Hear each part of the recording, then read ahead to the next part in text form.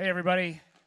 Like I said, I'm Trevor Hess, Customer Success Architect at Chef. I also co-host the Arrested DevOps podcast. And my background is from being the world of .NET.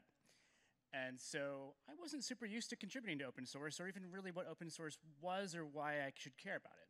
So open source software is software that we all share, that we can kind of talk about the different ways that we're going to build it, the plans. The code is available and public in a way that others can consume it and see it. And we can all get value from it. And because we can get value from it, it's important that we contribute back to it, because we get all kinds of deep value for free from all this software. We can give right back and add to that value and make it even better, which is super cool. So if you're going to contribute, what should you contribute? So there's a few different things you can contribute. You can contribute like straight to the code. You could update the documentation. You could add some tests. You could even just ask some questions. So if you're going to build code, you probably want to talk to the people who run the repository first and ask them, hey, so I see your code does this thing, and I think it should do this other thing. What do y'all think of that? And if they say go for it, then go ahead, build it, add the tests, make it awesome. If you're not ready to do that, you don't have to feel like you have the time, you can write the abstract of what you think needs to change as well. You can say, I think if we did it this way, this would be amazing and it would serve everyone who uses this project perfectly. But you don't even have to go that deep. I can't tell you, you've probably looked at my GitHub. Most of my public pull requests have been to update documentation or fix spelling errors in things. Thank you, whoever's clapping. Makes me feel better. One of the most common places you're going to find open source software today is going to be on GitHub. So I'm going to talk a little bit about the different things that you'll find on GitHub and how you interact with that. It used to be you might find some of this software on things like SourceForge, but pretty much today you're going to look and find it in GitHub. One of the first areas you'll see besides the code in GitHub are issues. And issues are places really where you can ask questions, talk about bugs, talk about these features that you may want to implement or features you may want to see. And then when you want to go forward with that, there's this awesome little button that'll have a bunch of numbers next to it that says fork. Basically, that means you're going to take that whole repository and make a copy in your own repository collection that you can work against without having to have the specific permissions in the repository so that you can do those things.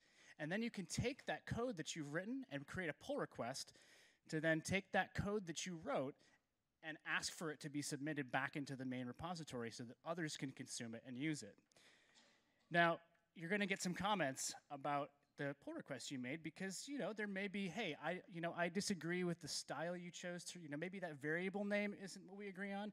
Maybe we disagree on the philosophy, but we'll have a discussion and we'll figure out what it takes to get that in there, unless it gets rejected, which can happen, and that can be hard. Nobody likes rejection, but there's usually a reason for it. And if the person who hosts the repository really says, I think this is a great idea, but it just doesn't fit into what my vision for this repository is, great, talk to them. You can build your own, you can continue to develop your fork and run with it and keep that process going. But it's important that you have that dialogue with the person who actually, the people who run and maintain that repository to understand what that direction came from. But if you do choose to own your own, you can create it, even if you've taken something that you made and decided to publish it, it's super important to do that and communicate it back out to the world. But then it gets to the task of maintaining, which is a little different, right? Because a lot of our little tools that we never published before, we're used to being the only one who cares about it or consumes it. But if we're sharing it out to the world, other people are going to have the same things. They're going to file questions. They're going to submit issues. They're going to ask to add things. They're going to say, hey, where are your tests? And you're going to say, well, this is this little project that I wrote, and I just kind of wanted to share it back out. And they're going to say, well, why didn't you write any tests? And so you should add your tests to your code so that you can see whether or not it's working. You'll see on a lot of those sites, they'll have little badges that say whether or not the tests passed, which is great because we want to make sure that the code we're consuming, if we're going to take an open source library, we want to make sure that it's good, which is then you can take and publicize what you're doing. Share it on Twitter. Do a talk at a local meetup.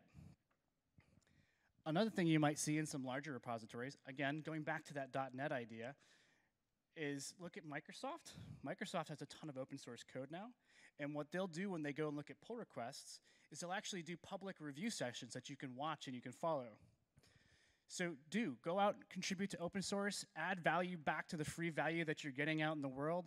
I just started working recently for an open source company, and it's been amazing. And in fact, our company's doing, our community summit this year is focused on contributors, which is super awesome. So go out, write open source code, be awesome.